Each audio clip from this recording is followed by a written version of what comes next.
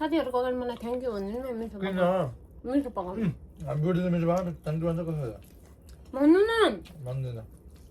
भन्नु न एकचोटि थ्यांक यू भन्नु त कहाँ थ्याङ्क यू भन्ने हो थ्यांक यू भन्नु त जबरजस्ती हुन्छ र यार मिठो पकाएपछि थ्यांक यू भन्नु ल त मिठो पकाऊ ल थ्यांक यू भन्नु त ल थ्याङ्क यू ल यता हेर ए सुकाइदिने यार भात नलाग्ने यस्तो यो जबरजस्ती है ल थ्याङ्क यू ल मिठो पकाउँछु कि यसले त मलाई थ्यांक यू भन्छ हाई गाइस ल लामो दिनपछि मेरो ब्लगमा हजुरहरूलाई स्वागत छ मेरो चाहिँ नेपालमा फ्यामिलीमा सानो घटना घटेको हुँदा चाहिँ मलाई चाहिँ त्यसरी ब्लग बनाउन रमाउन मन लागेन आज चाहिँ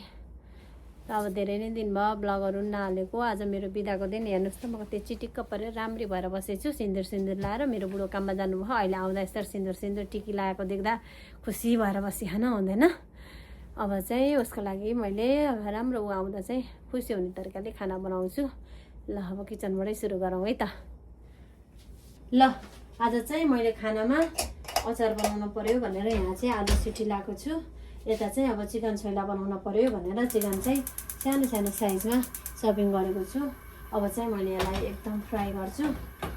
अलि छोइलाको लागि चाहिँ त्यसरी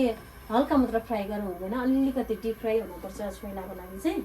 मेरो बुढोलाई अस्ति मैले त्यत्तिकै विचार गर्नलाई एकपालि बनाएर खुवाएको त यस्तो नि बनाउनु जाने हो तिमीले भनेर खुसी भएर कति मिठो मान्नु भयो कि त्यही भएर आज चाहिँ मैले अब चिकन छोइला बनाउँछु अचार बनाउँछु ल है त ल मैले मेरो फ्राई प्यानमा तेल हालेँ अनि अब चाहिँ मैले यसमा मासु हाल्छु र यसलाई फ्राई हुन दिन्छु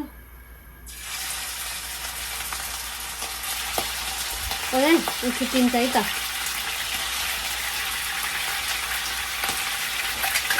ल यता मासु फ्राई हुँदासम्म म चाहिँ यता अचारको लागि सामानहरू रेडी गर्छु मेरो बुढोलाई चाहिँ मैले बनाएको काँक्राको अचार चाहिँ एकदम मिठो लाग्छ अब यो जापानको काँक्रा हेर्नुहोस् न जापानको काँक्रा हेर्नु त मासुले यत्तिको कलर दिएर यत्तिको फ्राई भइसकेपछि अब मैले ग्यास बन्द गरेर अब यसलाई मासु यसो सेलाउन दिन्छु किनकि तातो मासु प्लास्टिकको भाँडामा बनाउने मैले तातो मासु प्लास्टिकको भाँडामा हाल्न मन लागेन मलाई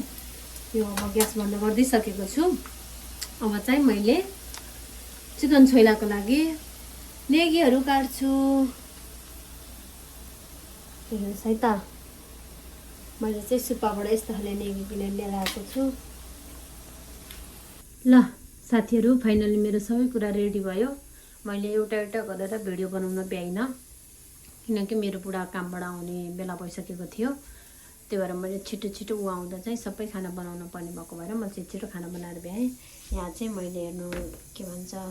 काँक्रा गाजर आलुको सिलाम हालेर सधैँ तिल हाल्थेँ आज मलाई सिलाम खान मन लाग्यो अनि कालो तिल र सिलाम हालेर मैले यहाँ अचार बनाएको छु यहाँ चाहिँ मैले चिकन छोइला बनाएको छु मैले यो तेलले झान्दाखेरि अलिकति धेरै तेल हालेको कि मैले ओइली बनाउनुको लागि बनाएको छु यहाँ चाहिँ मेरो दाल बन्दैछ यता चाहिँ मेरो भर्खर भात बन्यो अब चाहिँ सबै कुरा रेडी भएपछि एकैचोटि म खाना पस्केपछि देखाउँछु है त अब त विदेशमा भएर नि मेरो बुढीले नेपालको भाइब्स आइरहेको उहाँ हेर्नु सिन्दुर लाएर खानासाना बनाइदिन्छ म कामबाट आउँदाखेरि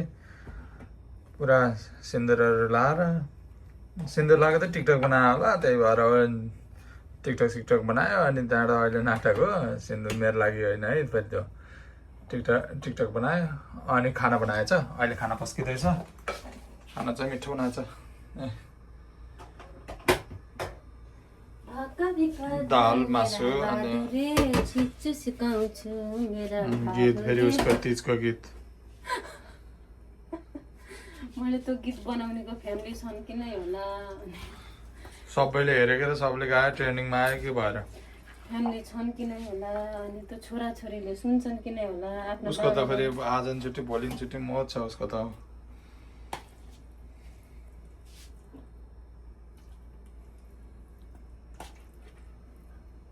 साथीहरू मासु देख्दा भएर चाहिँ खाउँ लागेको लागेन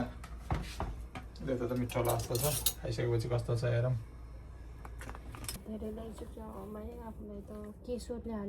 अहिले नहाल है पछि हाल अहिले बरु यहाँ कहाँ मुस्ने ठाउँ छ र मुसो खानुहुन्छ पछि त्यो किन मुस्नुपर्छ त साइडमा राखेर मुसेर खाऊ न त्यहाँबाट पुरै मुस्नुपर्छ र एकैचोटि पर्छ मलाई त बराबर हेर्नु त मेरो दाल बन्दैछ दाल मासु अनि यता चाहिँ मेरो चिकन छोइला बनाएको छु चिकन छोइला बनाउँदा चाहिँ मेरो बुढो चाहिँ चिकन छोइला खाँदैन चिकन छोइला चाहिँ मलाई चाहिँ मनपर्छ ल साथीहरू खाना खान थाल्यो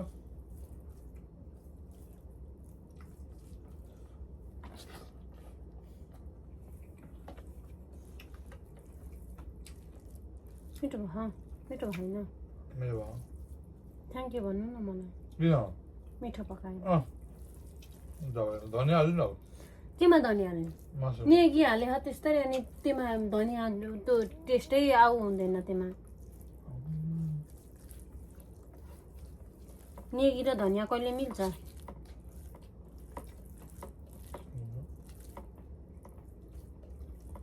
धनियाँ भोलि मोमो लिएर आउनुभयो मोमोको चटनी बनाउने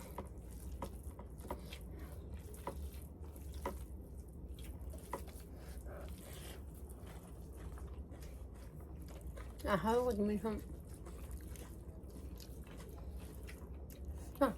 साथीहरूको अगाडि मलाई थ्याङ्क यू भन्नु न मिठो किन मिठो पकाउनु हामी बुढीले मिठो भयो थ्याङ्क यू भन्छ कसो भन्नु न भन्दैन भन्नु न एकचोटि थ्याङ्क यू भन्नु त कहाँ थ्याङ्क यू भन्ने हो थ्याङ्क यू भन्नु त जबरजस्ती हुन्छ र यार मिठो पकायो बुढी थ्याङ्क यू भन्नु ल त मिठो पकाऊ ल थ्याङ्क यू भन्नु त ल थ्याङ्क यू ल यता हेर ए सुकाइदिने यार भात नलाग्ने Thank यस्तो you यो भन्नु। जबरजस्ती है ल थ्याङ्क यू